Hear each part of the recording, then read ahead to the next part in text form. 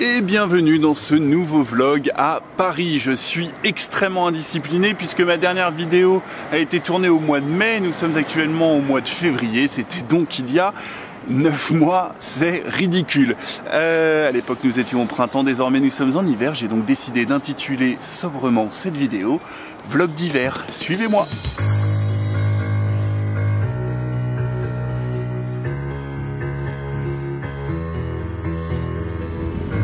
Connaissez-vous la librairie Chanu? Non? Eh ben moi je la connais. Bonjour. Librairie de livres rares et anciens. Est-ce qu'il y a un livre qu'on vous demande plus souvent que les autres, genre des Jules Verne? Oui, des Jules Verne, Le Petit Prince, Le Comte de Monte Cristo. L'étranger peut-être? L'étranger aussi, oui. Quand mon père s'est installé ici, il y avait 7 libraires dans cette petite rue-là. Les livres qui vont du 16e au 18e, tout sujet. Et puis dans ceux-là, des éditions originales ou des premières éditions.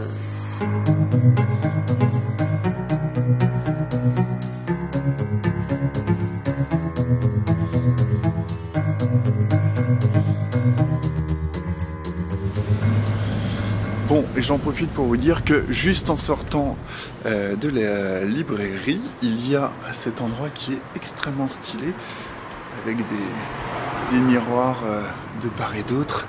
Vous avez ces petites cours intérieures comme on en trouve, j'allais dire à Berlin, mais non, à Paris. Et avec ces escaliers anciens et tout à fait romantiques. Ça fait penser un peu au film des années 80, 90, des trucs comme Ciao Pantin, Frantic, ce genre de trucs.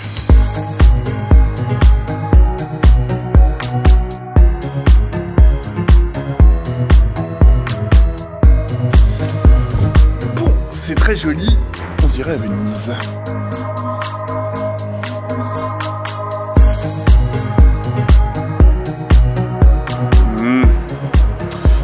Quoi de ce contre-jour? Ah, c'est pas mal non plus avec de la lumière. Bon, j'ai découvert des nouveaux auteurs et je pars de ce pas l'Est, chez Gilbert Joseph, acheter leurs bouquins. Bon, et ben on commence direct. Philippe Claudel, Crépuscule, j'ai envie de l'acheter. Pierre Lemaître, Le Silence et la Colère, je vais l'acheter. Bret Easton Ellis, The Shards, je sais pas ce que ça vaut, mais je suis une des rares personnes au monde à avoir trouvé que White était un bon livre. Philippe Besson, j'ai envie de le lire. Le dernier Yasmina Khadra m'a l'air bien. Alors, La Décision de Karine Thuil, je le voulais. Jean-Philippe Toussaint, j'hésite entre ces deux-là. Nu et Fuir. Et ce sera Fuir qui avait gagné, je sais plus, le prix Médicis, il me semble. Et Leurs enfants après eux de Nicolas Mathieu. Et Les enfants d'Alexandrie de Françoise Chandler-Nagor.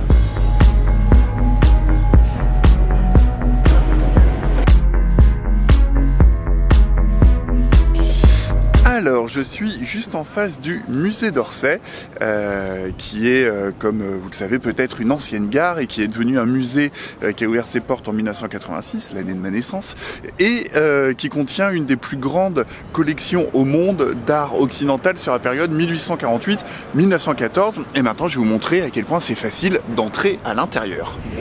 Et voilà, c'était rapide, non ?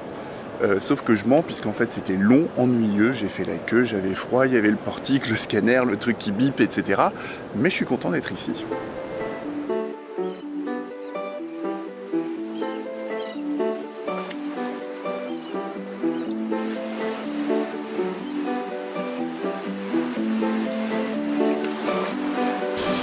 Et j'en profite pour vous dire qu'il y a bon, déjà une vue ici. De tout en haut, ah, on voit rien. On voit rien. Mais en tout cas, il y a une vue sur tout le musée, vu que je suis au 5e ou au 6e étage. Et on peut également voir ce qu'il y a à l'extérieur. Et ça vaut son pesant de cacahuètes.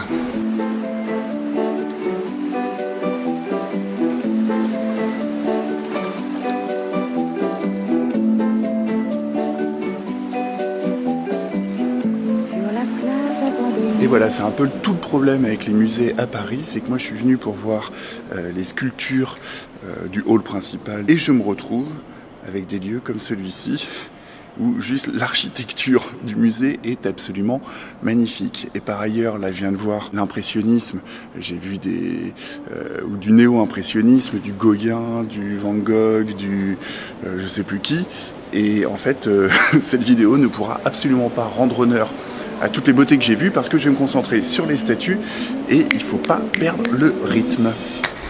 Sur la plage abandonnée, coquillages et crustacés, qui l'eût cru déplore la perte de l'été, qui depuis s'en est allé. J'ai un constat à faire. Non seulement, bon déjà l'impressionnisme c'est fou, les dessins, les tableaux, j'ai même vu des meubles, c'est incroyable, mais les statues sont magnifiques et en fait l'architecture et la lumière rendue par cette architecture rendent les statues encore plus belles. Regardez ça. Quitter la mer et ma maison, mais au premier jour d'été, tous les ennuis oubliés, nous reviendrons faire la fête des crustacés de la plage ensoleillée. Bon, c'est extrêmement joli tout ça, mais il y a un moment où il faut savoir raison garder et musée sortir. De la plage ensoleillée, de la plage ensoleillée. Je viens de lire un essai fascinant, ça s'appelle « Le talent est une fiction », c'est écrit par Sama Karaki qui est neuroscientifique et dans lequel elle s'attaque à déconstruire les mythes du talent et de la méritocratie. Une des questions qu'elle pose dedans, c'est finalement lorsqu'on dit de quelqu'un qu'il a la bosse des maths, est-ce que scientifiquement, génétiquement, est-ce que ça veut dire quelque chose? La réponse est non. Par contre, ce qui est vrai, c'est que le milieu social dans lequel on vit, ou l'endroit sur Terre, ou l'époque à laquelle on vit, ça compte. Et là, d'un coup, elle convoque Bourdieu, les habitus, les soft skills, etc. Et ça devient un bouquin de sociologie hyper rafraîchissant et une espèce d'ode à l'égalité des chances et à l'éducation. C'est un bouquin que je vous conseille très grandement. Et d'ailleurs, c'est tellement intéressant qu'on va aller la rencontrer. Je m'appelle Sama Karaki, je suis docteur en neurosciences. Quand des enfants sont adoptés dans des classes socio-économiques différentes, le QI va se voir augmenter d'une manière proportionnelle à la classe d'adoption.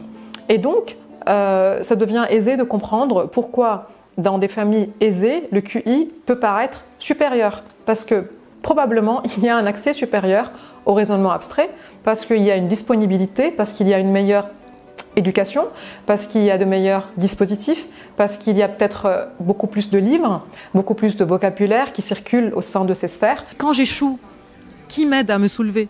Et est-ce que j'ai des modèles qui font que je vais continuer à persévérer parce que j'y crois, parce que je vois qu'autour de moi, les gens, quand ils travaillent, ils y arrivent. Mais si je suis entourée de personnes qui n'y arrivent jamais, donc mon cerveau n'a aucune certitude que ça sert à quelque chose.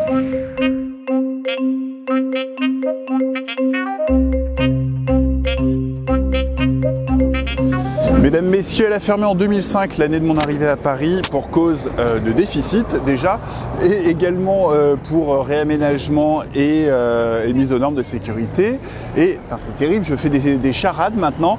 Il s'agit de la Samaritaine. Et mon tout est un grand magasin parisien. On y va tout de suite.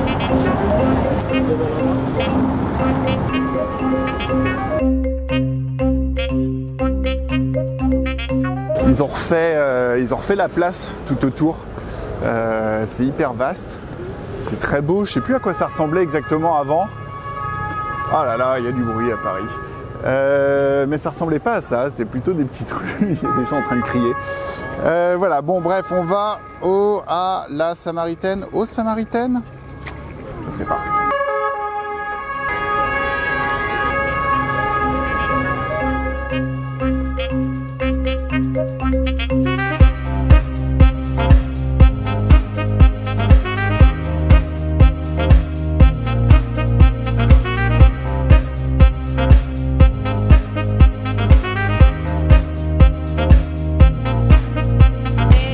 Oh, la vue,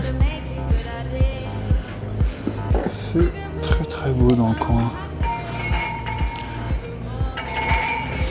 avec la vue sur Saint-Eustache, je ne sais pas. il a commencé à avoir du bruit et tout le monde se demande d'où est-ce que ça vient. Tout le monde essaye de comprendre d'où vient ce barouf. Bon alors a priori le bruit vient d'ici, de ce gros truc. Excusez-moi, vous savez d'où ça vient le bruit là ou pas? Une espèce de truc là, mais je sais pas c'est quoi en fait. C'est un truc d'aération ou c'est... Ça. Ouais, j'ai vu justement, mais c'est pour faire... Vous pensez que ça a explosé? Oui, je pense. Bon, eh ben cool. Eh ben je sors alors. Bon, ce fut la Samaritaine. Et d'ailleurs, je viens juste de remarquer que juste en face de la Samaritaine, il y avait le bâtiment Louis Vuitton. Et juste derrière la Samaritaine, il y a une manifestation de la CGT où ils chantent du Bob Marley. Ça fait plaisir.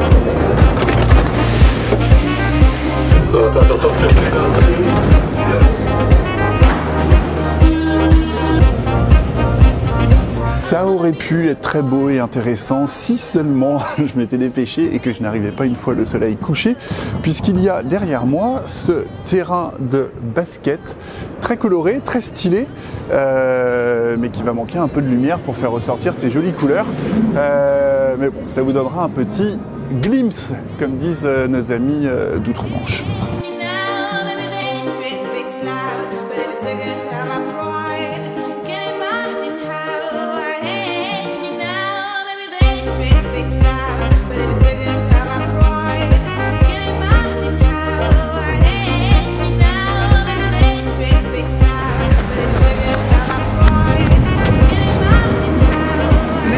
Il est maintenant temps d'aller se faire des engelures, même si j'ai des gants, en partant faire un petit footing et il fait moins 2 degrés, c'est pas gagné d'avance.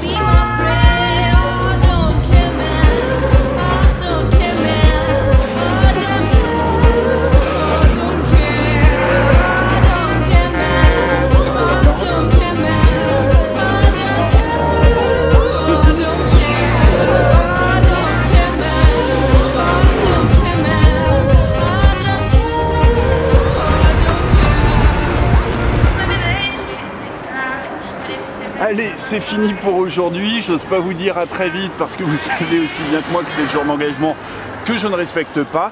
J'ai un petit peu du mal à articuler parce que mes lèvres et en fait l'entièreté de mon visage sont gelées. J'espère que cette vidéo vous a plu. À très vite et on se dit à dans 2 semaines ou dans 9 mois. Dieu seul le sait.